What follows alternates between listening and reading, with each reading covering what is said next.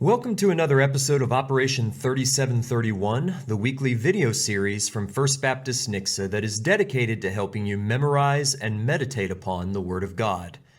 We are continuing to work our way through Romans chapter 8, and today we come to verse 19, which says, "For the creation waits with eager longing for the revealing of the sons of God." This is the second verse in this new paragraph that runs from verses 18 to 25.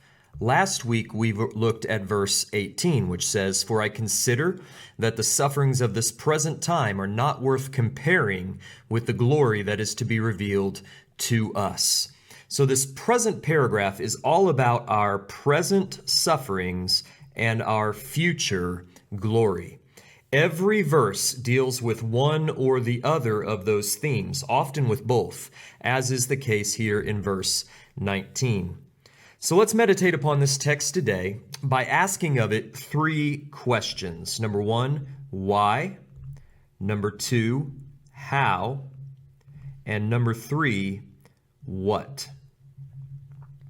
Question number one, why does creation await with eager longing? Question number two, how does creation wait? And number three, for what does creation wait with eager longing? So let's deal with this first question. Why does creation await with eager longing? Well, the next two verses will answer that question. So let's go ahead and take a look at those now. Paul says, "For the creation was subjected to futility, not willingly, but because of him who subjected it, in hope that the creation itself will be set free from its bondage to corruption and obtain the freedom of the glory of the children of God." Now, we're going to get to these verses over the next 2 weeks, but I want you to notice today that creation is eagerly awaiting the revelation of the sons of God because, this is reaching back into verse 19, because it is presently subjected to futility, and it is presently in bondage to corruption. Now, why? Why is it subjected to futility? Why is it in bondage to corruption? Because of him who subjected it, and that him is God. God subjected creation to futility, and God subjected creation to its bondage to corruption. Well, why did God do that? Because of the fall of man. The sin of man did not merely plunge humanity into futility and corruption, it plunged all of creation into futility and corruption as well. When the king and queen of creation fell along with them. So going back to verse 19, second question, how does creation wait? And Paul tells us that it waits with eager longing. Now that is a very vivid verb in the Greek language. It's the verb apo, kara, dekomai, which is a mouthful. But I'm going to break it apart for you and show you what it means, because it has a wonderful way of just visualizing what Paul's talking about here. Literally, apokaro dekomai means to stretch. That's dekomai, stretch.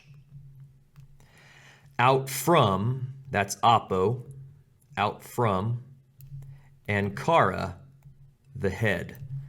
So it's to stretch the head out from the body. And the idea is that creation is awaiting our revelation so eagerly that it's like craning its neck. It's standing up on tiptoe. It's just waiting to see us rise above the horizon like the morning sun.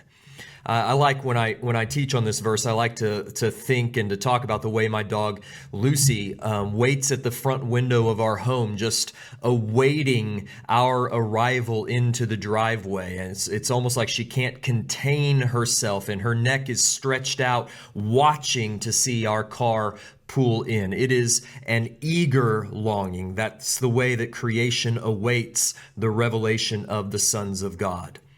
Well, third question, for what does creation wait with eager longing? It awaits the revelation or the revealing of the sons of God, which is a reference to our resurrection and our glorification on the last day. So resurrection and glorification.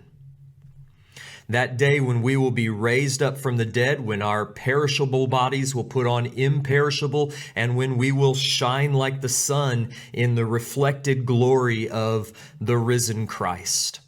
This is an astounding point, that our glorification, the glorification of believers, is the pivot on which the redemption of creation turns.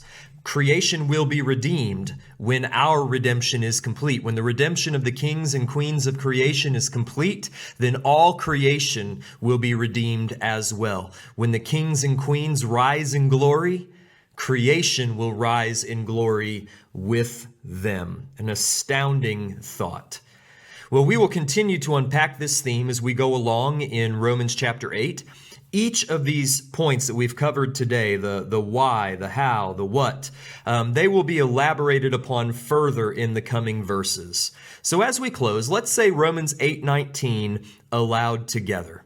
For the creation waits with eager longing for the revealing of the sons of God. Let's say it again. For the creation waits with eager longing for the revealing of the sons of God. Now let's put it together with verse 18, and we can begin building this paragraph into our memories. For I consider that the sufferings of this present time are not worth comparing with the glory that is to be revealed to us. For the creation waits with eager longing for the revealing of the sons of God.